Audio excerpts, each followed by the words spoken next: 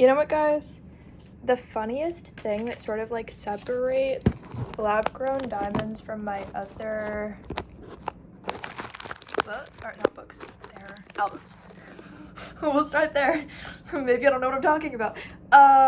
Yeah, so the funny thing that separates lab-grown diamonds from my other albums. So you know how when you talk, sometimes you don't know if people know what you mean, right? If you really think about it.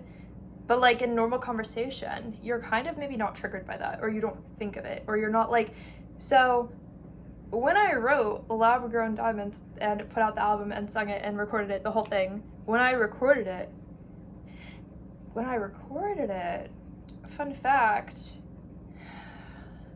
I think that every like song and album exists on like somewhere at a varying degree of like the spectrum of whether or not other people understand you, whether or not it's intentional for other people to understand you. Sometimes you feel like you can't force them to understand you. Like when you're like writing a song or when you're singing, sometimes you're speaking and you feel like you can't force your words to have some kind of meaning because you don't always just mean the literal version of the words. Yeah.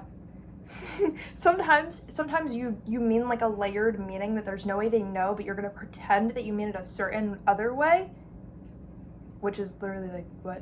Like, you what? But then you're like wasting half the meaning, possibly, right? But then you also leave behind the energy of the actual meaning, and then that like creates whatever. Dude, I don't know. So, yeah. Like, say you wanted it to be about something, but you're like, you just pretend it's not because you're psychotic and you're weird. I don't know why you would do that. Anyway, fun fact, when I wrote Lab Grown Diamonds, I just decided everybody like kind of knew the meaning of like all of it because of telepathy.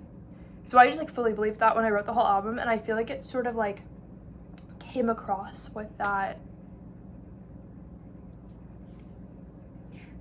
energy. Like I feel like at least when I listen to it, I feel like it came across like with that energy, and you can tell in like a good way though, but I feel like you can tell some of my other songs like in the middle of my catalog. I know like at the point that I'm at, because I've already written like over 1,100 something. Maybe it's like 1,200 now, I don't know, I haven't checked.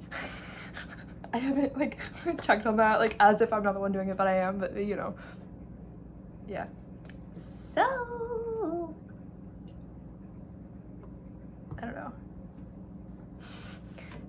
So, yeah, like I wrote it feeling like you guys have like telepathy to know everything that I mean, and then it actually like forced that energy into the project. So when you believe in telepathy, and you believe something has telepathy, it's possible for you to be the one who like forces so much of your own energy into the project to where then the meaning is like contagious and people can just feel it and sense it.